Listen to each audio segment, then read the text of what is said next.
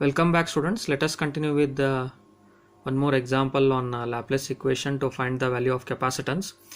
Consider this example. Use Laplace equation to find the capacitance per unit length of coaxial cable of inner radius a meter and outer radius b meter. Assume V is equal to V0 at R equal to A and V is equal to V0 at R equal to B. Here he has asked to use the Laplace equation to find the value of capacitance per unit length. Per unit length means length is equal to 1 meter. And coaxial cable of inner radius a meter. Inner radius of the coaxial cable is a meter. Outer radius is b meter. As you can see in this figure, this appears just like a cylinder. Right? Coaxial cable is in the form of a cylinder. Assume V is equal to V0 at R equal to A. At R equal to A, V is equal to V0, and at R equal to B. At R equal to B, V is equal to 0. V is equal to 0.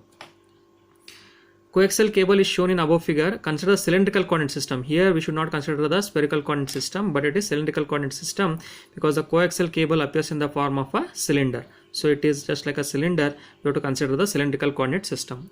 Field intensity E bar is in radial direction. So again it's the same thing. Either it may be sphere or a cylinder. The E bar or the electric field intensity of the potential is directed radially outward. It is in the radius direction. It is redirected radially outward.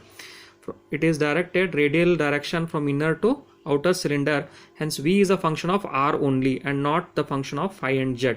What are the coordinates of cylindrical system? R, phi and z.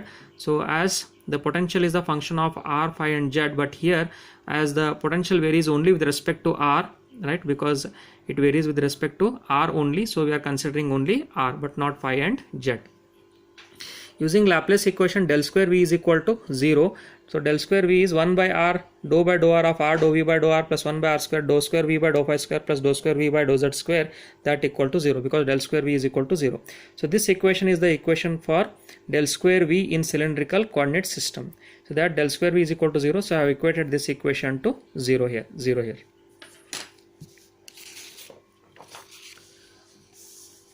So what it means, 1 by R, consider only the R portion of this equation.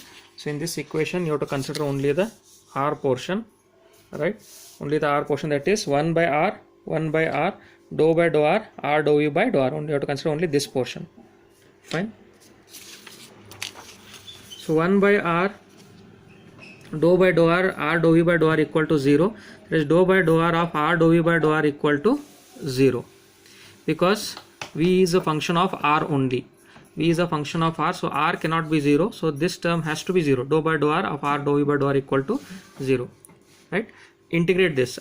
So if you integrate the differentiation, it will be term itself. So R dou V by dou R is equal to integration of 0. We will get the constant term plus C1, that is nothing but C1.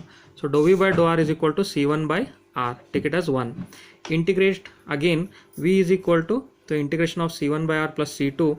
So C1 is constant, take it outside. Integration of 1 by R is ln R plus C2. Now you have to use the boundary condition. That is our second step. First step is to apply the Laplace equation and then integrate. Second step is to apply the boundary condition. So at V is equal to 0 at R equal to B, V is equal to V0 at R equal to A. So apply these boundary conditions to this equation. So you get 0 equal to C1 ln B plus C2 and V0 is equal to C1 ln 0 plus C2. Right? I have applied the boundary condition. V is equal to 0 at R equal to B. I have substituted them in this equation and also substituted V is equal to V0 at R equal to A. Now subtract these two equations. So you get 0 minus V0. So it is minus V0 is equal to C1 ln B plus C2 minus C1 ln A minus C2. So C2 plus C2 minus C2 will cancel. So you get C1 ln B minus ln A. That will be C1 ln of B by A. So therefore C1 is equal to minus of V0 divided by ln B by A. That is equal to V0 divided by ln A by B. Ln A by B. So that is 0 is equal to C1 ln B plus C2. This is the equation. That is 0 is equal to C1 ln B plus C2. So then evaluate this for C2. So C2 is equal to minus C1 ln B. Minus C1 ln B, or C2 is equal to minus V0 ln B by ln A by B. Right? So like this we got the values of C1 and C2. Okay. Values of C1 and C2. We have evaluated the equations. Now what is V equation? V equation we already got in the equation 2. V is equal to C1 ln R plus C2. Substitute the values of C1 and C2.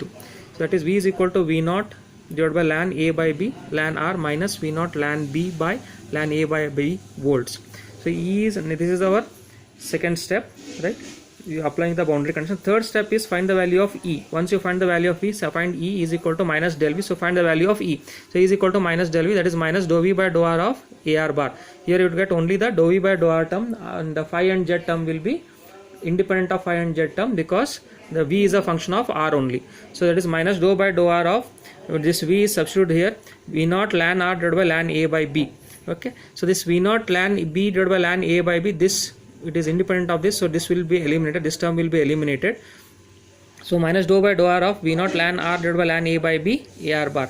So because C2 is not a function of R, C2 is not a function of R, so we get only this term. The second term will not be there, it will be eliminated. So we get E bar is equal to minus V0 divided by ln A by B, take them outside, dou by dou R of ln R, AR bar. So differentiation of ln R is 1 by R, so it is minus V0 by R ln A by B AR bar volt per meter.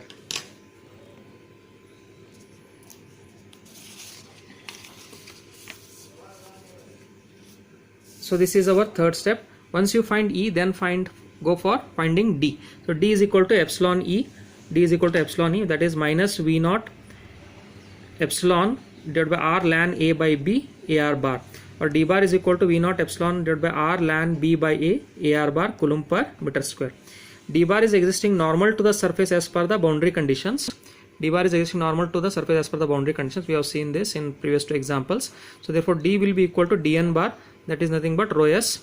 It is V0 epsilon R divided by R ln B by A AR bar, that is rho is equal to, or rho s is equal to dn bar, that is equal to V0 epsilon divided by R ln B by A coulomb per meter square.